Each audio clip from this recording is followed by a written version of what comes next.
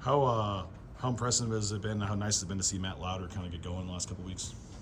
Yeah, it's been great just to see all his hard work start to pay off a little bit.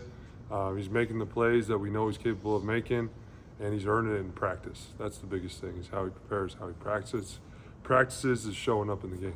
The yards after the catch, too, and his ability to turn, maybe a smaller gain into a big gain with his just combination of speed and size and stuff. How much of an asset is that for the offense? I mean, it's huge. It creates explosives out of kind of routine plays, and we need that at every position.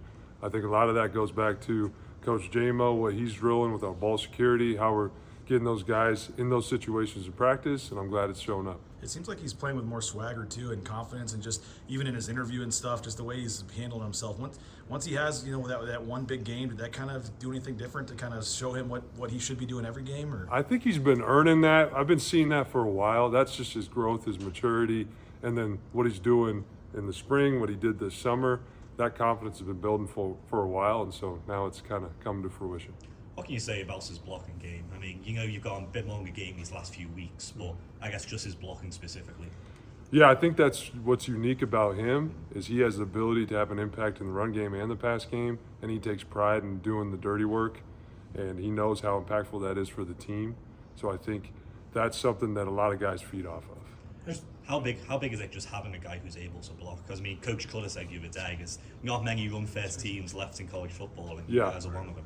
Yeah, it's huge. It's huge. I mean, it's just being skilled in multiple areas of football. And that's what we're trying to build, especially in the tight end room, just guys that can do everything, because that just has such an impact on the offense and on the team. How much has the last 2 weeks been kind of stuff he's been doing differently in the past game versus more opportunities? I think a lot of it's game by game. What's available, what's the defense giving us. I think, we've been putting him in those positions for a long time, but it's just kind of game by game. Is it going to happen for him? Is he going to make that play? And luckily for us, he's been consistent. He's making those plays. The run game was good last year. This year it seems like it's been really, really good. Where is it specifically better, do you think, this year? I mean, Ashton Jeanty, I would say, has a lot to do with that. I think you guys all watched the game. He's a lot better this year. So where is he better? I mean, he's better at being consistent with breaking tackles, his balance, his sense of urgency has been through the roof for the past year, and how he practices, how he prepares. He knows the schemes, he knows as much as the O-line. All that kind of plays into it, and that's why you're seeing him do what he does. In terms of being the run game coordinator, how does that work, like Monday through Friday? Just kind of walk us through that process. Yeah, I mean, for me, just like any typical week, it starts with the game planning process early on in the week for that team to going by situation. So as a run game coordinator, that's where my main focus is. So while Coach Cutter and Coach Miller, they're kind of focused on certain areas, I'm focused on the run game with Coach Keene, and we're building the plan with Coach Cutter as we move throughout the week. Based on what the defense you're seeing presents? Yeah. A lot of it has to do with what the defense is doing. A lot of it has to do with what we can operate and we can execute.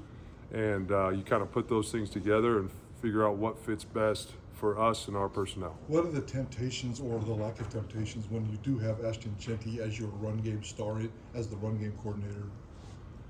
I mean, the temptation is to give him the ball every play, right? Exactly. But we know that's not realistic. We know we got to keep defenses honest. You guys know Coach Cutter, so he does a phenomenal job building a game plan, making sure we're balanced, making sure we're attacking all different areas, and then that helps Ashton in the long run too.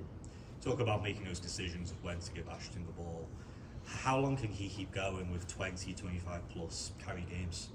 That's a great question. I don't know the answer to that. That's dependent on a lot of different factors. I know that he's prepared physically and mentally, that he can, go through that grind of a game, of a season. But a lot of that just depends on football, right? What's going to happen?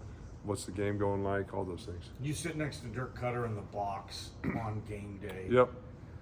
What are you learning? What do you notice football? What makes him so good at this on game day, calling a game? I think a lot of it has to do with what, we don't see or you don't see in his preparation in the week. When he gets to game day, he already knows exactly what he wants to do in certain situations. So there's no panic.